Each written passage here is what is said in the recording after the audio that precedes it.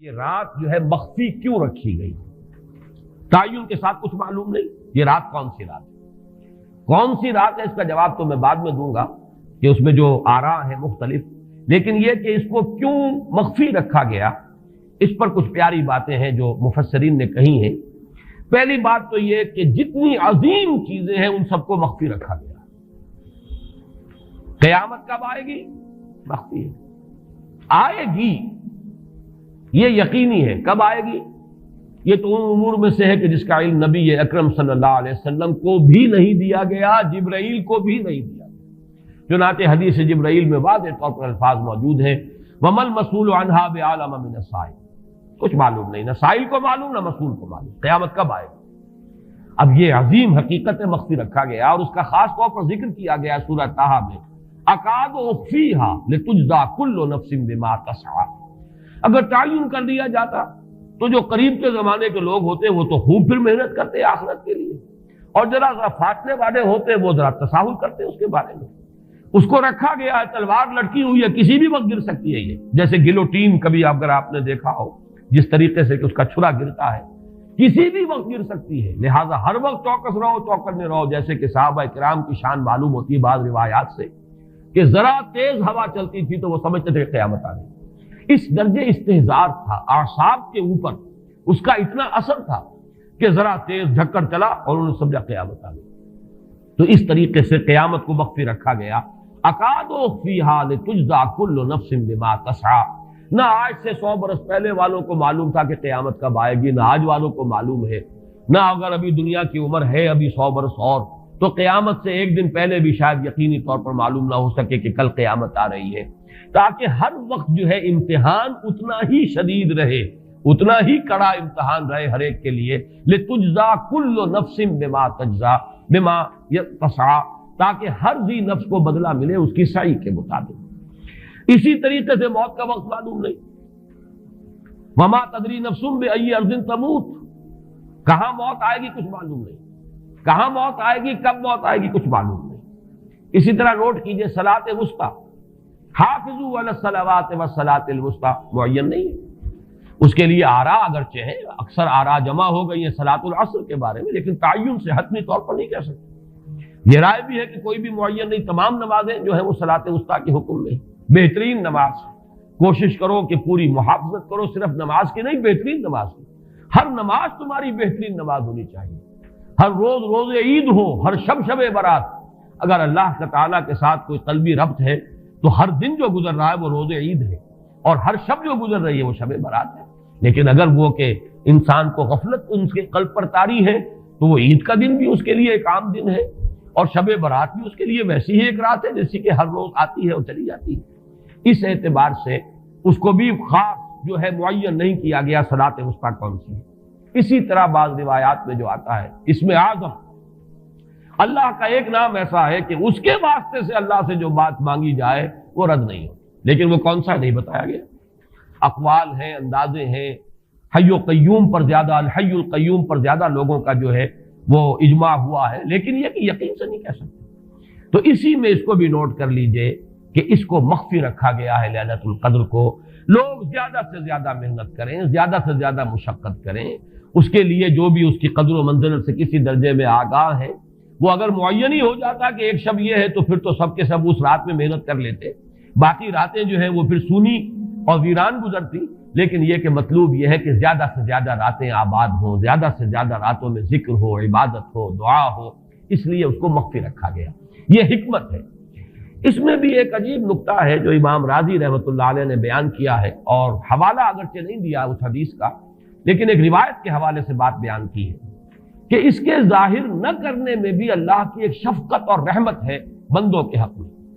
اس لیے کہ اس کی قدر جتنی زیادہ ہے اتنی ہی اس کی ناقدری پر سزا ہوگی۔ اگر معلوم ہو کہ یہ شب ہے اور اس کی ناقدری کو انسان کرے تو گویا کہ پھر وہ اتنا ہی زیادہ مورد عقاب اور مورد سزا بن جائے گا۔ اس کے لیے ایک بڑا پیارا واقعہ نقل کیا امام راضی نے کہ حضور صلی اللہ علیہ وسلم حضرت علی رضی اللہ تعالی عنہ ایک روز مسجد میں داخل ہوئے، ساتھ ہی آئے ہیں، دیکھا کہ ایک شخص سو رہا ہے، نماز کا وقت ہو چکا تھا۔ حضور نے حضرت علی سے فرمایا کہ اسے جگا دو، اسے ہوش میں لے آؤ تاکہ یہ وضو کرے، نماز کے لیے تیاری کرے۔ حضرت علی نے امتثال امر کیا، جا کر جگا دیا۔ لیکن پھر ایک سوال کیا حضرت علی نے کہ حضور آپ تو خود نیکی کے کاموں میں بہت سبقت فرمانے والے ہیں، سباق بالخیر یہ لفظ آئے، سبقت کرنے والے بہت کثرت کے ساتھ، تو آپ نے یہ جو ہے یہ کام خود کیوں نہیں فرمایا اور مجھے کیوں اس کے لیے آپ نے حکم دیا؟ آپ خود بھی اسے جگا سکتے تھے۔ آپ نے فرمایا کہ تم اس کی حکمت کو سمجھ لو، میرے جگانے پر اگر وہ نہ جاگتا اور انکار کر دیتا تو کفر ہو جاتا اس کے حق میں، اور تمہارے جگانے پر اگر کوئی تساہل سے بھی وہ کام لیتا تو وہ کفر نہ ہوتا۔ تو یہ ایک فرق ہے کہ اللہ تعالیٰ کی طرف سے ایک شفقت ہے کہ حضور صلی اللہ علیہ وسلم جگاتے اور کسی درجے میں وہ انکار کر دیتا۔ کبھی ایسا بھی ہوتا آدمی نیند میں ہے اور وہ کہتا جاؤ جاؤ مجھے آرام کرنے دو، تو اگر میرے ساتھ یہ معاملہ ہوتا تو وہ کفر کے درجے کو پہنچ جاتی بات، لیکن اگر تمہارے ساتھ یہ معاملہ ہو بھی جاتا تو اس درجے شدید نہ ہوتا۔ تو گویا کہ حضور نے اس شخص پر شفقت کے اعتبار سے یہ شکل اختیار کی کہ خود نہیں جگایا، بلکہ یہ کہ حضرت علی رضی اللہ تعالیٰ عنہ کو حکم دیا کہ اسے جگا دیں۔ تو یہ نقطہ کہ لیلۃ القدر کے اخفاء میں یہ بات بھی ہے کہ اگر اس کو عیاں کر دیا جاتا، معین کر دیا جاتا، تو پھر جو لوگ اس سے غافل رہتے پھر وہ بہت سخت ناقدری کا ارتکاب کرتے اور بڑی سزا کے مستوجب ہو جاتے۔ اب چھٹی بحث ہے کہ وہ رات کون سی ہے۔ اگرچہ ایک رائے شاذ یہ بھی ہے کہ وہ رمضان سے باہر کی رات بھی ہو سکتی ہے، لازم نہیں ہے کہ رمضان ہی کی کوئی شب ہو۔ اس میں چونکہ بعض حضرات نے ایک روایت کی وجہ سے جسے ہم شب برات کہتے ہیں، لیلۃ البرات، یہ شعبان کی 15ویں شب، درمیانی شب، اور اس کے بارے میں ایک روایت موجود ہے حضرت عائشہ صدیقہ رضی اللہ تعالی عنہا کی کہ رات کے وقت ان کی آنکھ کھلی اور وہ باری آپ ہی کے پاس شب باسی کی تھی حضور کی، تو حضور موجود نہیں تھے، تو تشویش ہوئی کہاں گئے۔ تو جب تلاش کی گئی تو معلوم ہوا کہ حضور جنت البقیع قبرستان میں پہنچے ہوئے ہیں اور وہاں آپ ان کے لیے جو بھی وہاں دفن ہے ان کے لیے استغفار فرما رہے ہیں۔ جب پوچھا گیا معاملہ کیا، تو آپ نے فرمایا یہ بڑی عظیم رات ہے اور اس رات میں فوت ہونے والوں کا فیصلہ ہو جاتا ہے، پیدا ہونے والوں کا فیصلہ ہو جاتا ہے۔ تو اب وہ بھی ایک لیلہ مبارکہ، اسی وجہ سے بعض لوگوں نے وہ جو سورہ دخان کی ابتدائی آیات ہے انا انزلناہ فی لیلۃ مبارکۃ، اس کو محمول کیا ہے اسی رات پر کہ جس کو ہم شب برات کہتے ہیں اپنی عام اصطلاح میں، لیلۃ البرات اسے عربی میں کہا جاتا ہے۔ برات کے معنی کسی کا چھٹکارا پا لینا۔ یہ شب برات جو ہے وہ برات شادی والی برات نہیں ہے، بلکہ یہ برات کا لفظ ہے عربی زبان کا، جو ہمارے ہاں وہ غلط العام میں برات شب برات بن گیا ہے۔ برات، برات من اللہ ورسولہ، جو سورہ برات کا پہلا لفظ ہے کہ چھٹکارا پانا، کہ وہ رات بھی ایسی ہے کہ اس میں انسان استغفار کرے اور اللہ تعالیٰ سے اپنے گناہوں کی معافی مانگے تو اپنے آپ کو جہنم سے چھٹکارا دلا سکتا ہے، وہ شب برات ہے۔ اس اعتبار سے کچھ لوگوں نے گمان کیا کہ شاید لیلۃ القدر اور لیلہ مبارکہ اس حدیث کی روح سے وہی شب ہے، وہ ظاہر بات ہے کہ خارج از رمضان مبارک ہے، اور یہ کہ اس کے علاوہ بھی بعض آراء ہیں، لیکن یہ آراء جو ہے شاذ کے درجے میں یہ کہہ سکتا ہوں کہ تقریباً اجماع ہے اس پر کہ یہ رات رمضان مبارک ہی کی ایک رات ہے۔ اس کی دلیل ایک تو یہ کہ القرآن یفسر بعضہ بعضا کے اصول کے مطابق قرآن مجید کے اندر سورہ بقرہ میں یہ واضح کر دیا گیا شہر رمضان الذی انزل فیہ القرآن، رمضان مبارک کا مہینہ وہ ہے کہ جس میں قرآن نازل کیا گیا، اور یہاں فرمایا انا انزلناہ فی لیلۃ القدر، ہم نے اس کو اتارا ہے لیلۃ القدر میں۔ ان دونوں کو جوڑیے تو اس کا ایک لا محالہ جو ایک انیویٹیبل رزلٹ نکلتا ہے وہ یہی ہے کہ یہ لیلۃ القدر رمضان مبارک میں۔ دوسری اس کی تائید ہوتی ہے وہ مشہور حدیث جس کو الحمدللہ کہ ہم نے بہت عام کیا ہے، رمضان مبارک کی آمد سے قبل کوشش ہوتی ہے ہر سال جو ہے اس کی یاد دہانی کرا دی جائے۔ ایک طویل خطبہ جو حضور نے دیا تھا، خطبنا رسول اللہ صلی اللہ علیہ وسلم فی آخر یوم من شعبان، یہ حضرت سلمان فارسی رضی اللہ تعالیٰ عنہ سے مروی ہے کہ حضور نے شعبان کے آخری دن ہمیں خطبہ ارشاد فرمایا، یا ایھا الناس قد اظلکم شہر عظیم شہر مبارک شہر فیہ لیلۃ خیر من الف شہر، لوگوں آگاہ ہو جاؤ، تم پر ایک بہت مبارک مہینے نے، بڑی عظمت والے مہینے نے سایہ کر دیا ہے، سایہ فگن ہو گیا ہے تم پر ایک مہینہ جو بڑی عظمت والا ہے، شہر عظیم جو بڑی برکت والا ہے، شہر مبارک، اور تیسرا جملہ اس میں یہی ہے شہر فیہ لیلۃ خیر من الف شہر،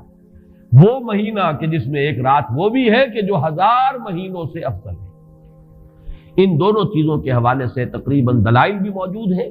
اور ویسے یہ کہ جیسا کہ میں عرض کر چکا ہوں اجماع ہے کہ یہ رمضان مبارک ہی کی ایک شب ہے۔ لیکن رمضان مبارک کی کون سی شب ہے، اس پر بعض مفسرین نے تو لکھا ہے کہ 40 قول ہیں۔ چنانچہ صاحب تفسیر مظہری قاضی ثناء اللہ پانی پتی نے، میں نے وہ تفصیل تو نہیں پڑھی، کہ 40 قول نقل کیے،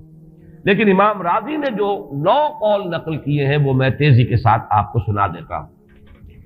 ابن رزین رحمہ اللہ کا قول یہ ہے کہ رمضان کی پہلی شب ہے۔ حضرت حسن بصری رحمت اللہ علیہ، یہ ہے تابعین میں سے، اس لیے میں رضی اللہ عنہ نہیں کہہ رہا، رحمت اللہ علیہ۔ حضرت حسن بصری رحمت اللہ علیہ کی رائے ہے کہ یہ 17ویں شب ہے، یعنی وہ شب کہ پھر جس کے اگلے دن جو ہے وہ غزوہ بدر ہوا ہے، یوم الفرقان۔ حضرت انس رضی اللہ تعالی عنہ مرفوعاً روایت کرتے ہیں کہ یہ 19ویں شب ہے۔ محمد بن اسحاق جو بہت بڑے سیرت نگار ہیں حضور کے، ان کا قول ہے کہ یہ 21ویں شب ہے۔ حضرت عبداللہ ابن عباس رضی اللہ تعالی عنہما سے قول جو ہے مروی ہے کہ یہ 23ویں شب ہے۔ حضرت عبداللہ ابن مسعود رضی اللہ تعالی عنہ سے مروی ہے کہ یہ 24ویں شب ہے، اور اس کو میں ذرا اہمیت دیتا ہوں اس لیے کہ 24ویں شب جو ہے سورہ علق کی ابتدائی آیات کے نزول کے ضمن میں کچھ حساب کتاب کے جوڑنے سے 24ویں اور 25ویں شب کا بھی معاملہ جڑتا ہے، جو کہ میں نے آپ کو سورہ علق کے درس کے دوران بتایا تھا۔ اس کے بعد حضرت ابو ذر غفاری رضی اللہ تعالیٰ عنہ کا قول ہے کہ یہ 25ویں شب ہے۔ اس کے بعد حضرت ابی ابن کعب رضی اللہ تعالیٰ عنہ کا قول ہے، یہ وہ ہے جن کو کہ حضور نے خود فرمایا کہ اقرأہم ابی ابن کعب، قرآن مجید کے سب سے بڑے قاری حضرت ابی ابن کعب ہیں رضی اللہ تعالیٰ عنہ، اور ان کے بھی سینے پر آپ نے تھپکی دی تھی کہ ایک سوال کیا آپ نے کہ سب سے عظیم سورت کون سی ہے، اور جب انہوں نے صحیح جواب دے دیا سورہ فاتحہ، تو پھر یہ کہ اس پر حضور نے تھپکی دی کہ تمہیں اللہ تعالیٰ نے بہت صحیح مناسبت عطا کی ہے علم کے ساتھ۔ ان کی اور صحابہ میں سے بہت سے لوگوں کی رائے، یہاں تک کہ یہ کہا جا سکتا ہے کہ بقیہ اقوال جو ہیں وہ شاذ کے درجے میں ہیں، اور یہ گویا کہ اگر اجماع نہ کہا جائے تو بہت حد تک اتفاق کے درجے میں ہے کہ یہ 27ویں شب ہے۔ اور اس 27ویں شب کے ضمن میں حضرت عبداللہ ابن عباس سے ایک روایت میں پہلے آپ کو بتا چکا ہوں کہ 23ویں شب، لیکن 27ویں شب کے ضمن میں جو مختلف روایات حضرت عبداللہ ابن عباس رضی اللہ تعالی عنہما سے مروی ہیں، ان میں بھی کچھ لطیف نکات ہیں، وہ میں بعد میں بیان کروں گا۔